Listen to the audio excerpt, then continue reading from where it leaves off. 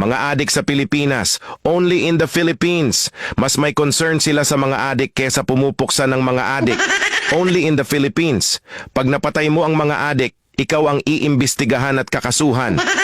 Only in the Philippines, may malaking imbestigasyon sa mga napatay na adik, pero walang imbestigasyon sa mga biktima ng mga adik. Kung sa ibang bansa, bitay agad ang hatol pag nahulihan ka ng droga sa Pilipinas. Basta mapera ka o may backer kalaya ka. Kapag normal na tao, nagsasabi ng sana all. Pero pag adik, sana foil.